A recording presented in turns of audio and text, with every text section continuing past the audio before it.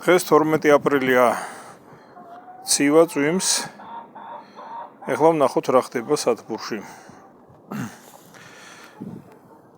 ანუ ეხლა დააკვირდით თერმომეტრს.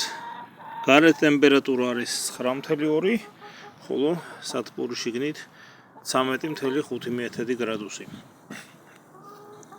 ეხლა თუ ხედავთ, ოდნავ რომ ბჟუტავენ ეს ნათურები, რომლებიც თითოეული დაახლოებით 10 ვატ სიმძლავრეს ასხივებს, ეგენი ათბობენ ძირითადად ამ სათბურს ჰაერთან შედარებით.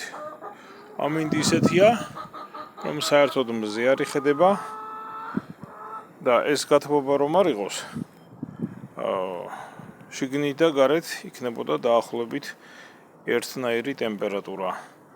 მაგრამ ჩვენ შემთხვევაში უკვე 13 გრადუსია და 13 გრადუსზე ჩვენი მცენარეები აქ მაქვს გოგრა, კიტრი, პომიდორი და ტომატილო და ასევე წიწაკები. ესენი შესანიშნავად გრძნობენ თავს. არანაირი პრობლემა და არანაირი საშუალება მათ არ ემუქრებათ. ახლა მცირე დროით უფრო დაბალი ტემპერატურის გაძლებას შეუძლიათ, მაგრამ ხანგრძლივად არა.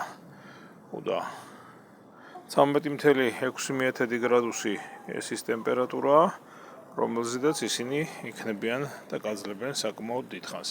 შემდეგ დღეებში 1-3 დღე კიდევ სიცივე იქნება და სულ ჩართული დამჭირდება რომ კონდეს ეს იმპროვიზირებული მცირე სიმძლავრის გათბობა.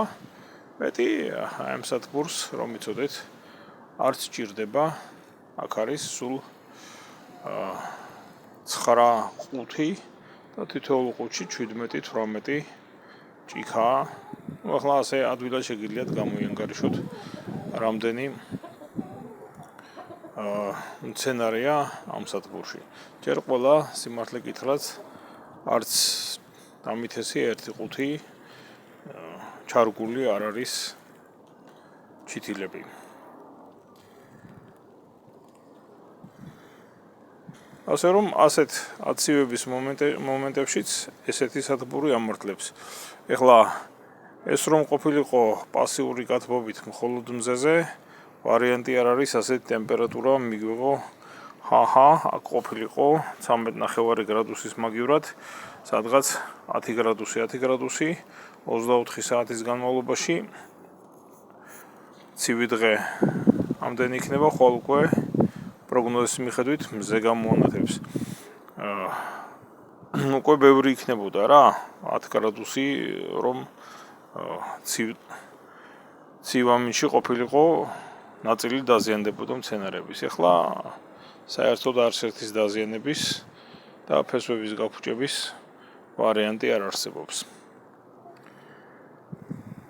ასე რომ აქტიური გათბობა, რომელიც ვიმეორებ სულ რაღაც 90 ვატ სიმძლავრეს მოიხმარს, საკმაოდ ეფექტურია ესეთი მინი სათბურისათვის და სულაც არ მიმაჩნია ელექტროენერგიის ხარჯი აქ დიდად. რაც შეეხება განათებულობას, განათებულობა თავზე საყარელია. ცოტა ხნის წინ გავზომე, აქ იყო სადღაც 6000 ლუქსი. 6000 ლუქსი შეიძლება ითქვას იდეალურიც კია ამ მცენარეებისათვის. დღეისათვის სულ ეს იყო. ნახვამდის, კარგად ბრძანდებოდეთ.